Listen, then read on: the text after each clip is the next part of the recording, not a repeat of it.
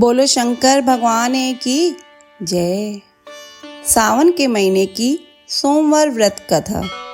श्रावण मास के सब सोमवार का व्रत करने से वर्ष भर के सोमवार के व्रतों का फल मिल जाता है, जिसके करने से भगवान शंकर माता पार्वती का आशीर्वाद मिलता है। सभी मनोकामनाएं पूरी होती हैं। सनत कुमार ने भगवान शंकर से कहा, हे महादेव, अब मेरी इच्छा श्रावण महीने के सोमवार व्रत की कथा सुनने की है। भगवान शंकर ने कहा, सनत कुमार, रवि मेरी आँख है, उसका महात्म्य भी श्रेष्ठ है। क्या मैं पार्वती सहित सोम महात्म्य का वर्णन कर पाऊंगा?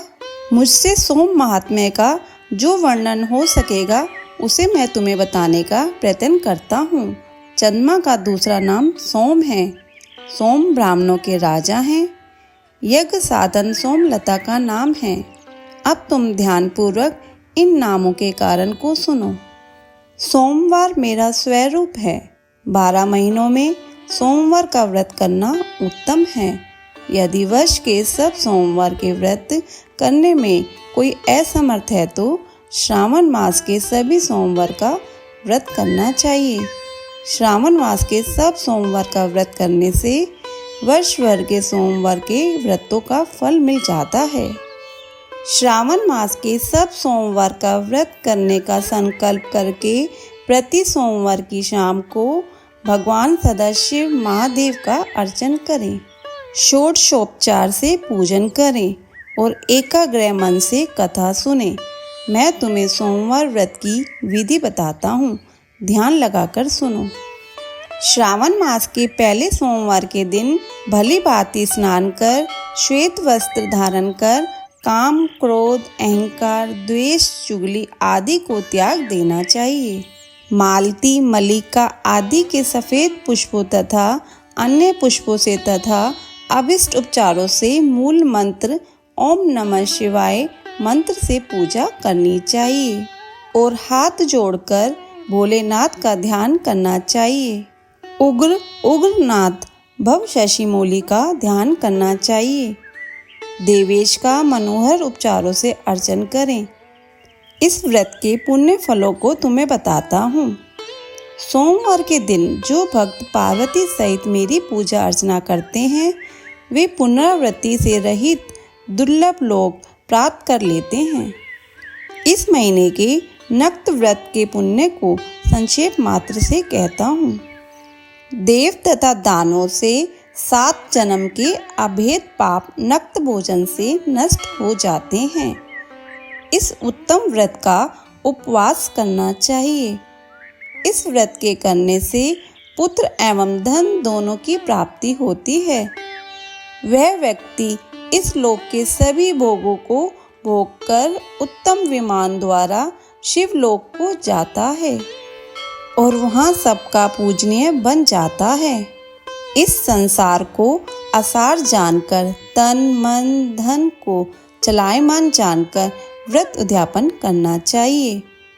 धन का लोभ और मन के मोह को त्याग कर अपनी शक्ति के अनुसार भगवान शिव पार्वती की वृक्ष पर स्थित स्वर्ण की प्रतिमा बनानी चाहिए। सुंदर लिंग तो व्रत मंडल बनाकर उस पर घट स्थापित करें। 2 सफ़ेद वस्त्र से ढकें। घड़े के ऊपर तांबे या कांसे का पात्र रखकर उसके ऊपर स्वर्ण निर्मित शिव पार्वती की प्रतिमा रखें। श्रुति, स्मृति तथा प्राणिक मंत्रों द्वारा शिव की पूजा करें। पुष्पों का मंडल बनाकर उसके ऊपर एक रमणीक चंदोवा बांधें। रात्रि जागरण करें।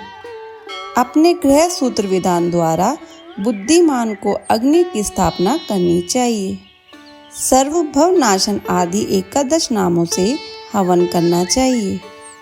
पलाश की लकड़ियों से 108 आहुतियाँ देनी चाहिए। घी, तिल तथा बेलपत्र आदि द्वारा ओम नमः शिवाय मंत्र से हवन करना चाहिए। इसके बाद आचार्य का पूजन अर्चन कर दक्षिणा में गो देनी चाहिए। 11 ब्राह्मणों को भोजन कराकर उनको कांसे के घड़े देने चाहिए। देवता पर चढ़ी सामग्री आचार्य को दे और प्रार्थना करें कि मेरा व्रत पूर्ण हो। इस व्रत से भगवान शिव प्रसन्न हो। आदर पूर्वक हाथ जोड़कर पहले ब्राह्मणों को फिर आचार्य को विदा करें। इसके बाद बंधु बांधवों सहित भोजन करें। जो विधि विधान से इस व्रत को करता है उसकी सारी इच्छाएं पूरी होती हैं। अंत में वह उत्तम विमान में बैठकर शिवलोक में जाता है, जहां उसे आदर सम्मान प्राप्त होता है। सबसे पहले सोमवार व्रत को भगवान वासुदेव ने किया था। सोमवार व्रत के महात्म्य को जो प्राणी सुनेगा वह भी इस व्रत के फल का भागी होगा। बोलो शंकर भगवान की जय। बोलो माता पार्वती की जय। बोलो शिव परिवार की जय। ऐसी कथा और कहानियों के लिए हमारे चैनल को सब्सक्राइब करें। धन्यवाद।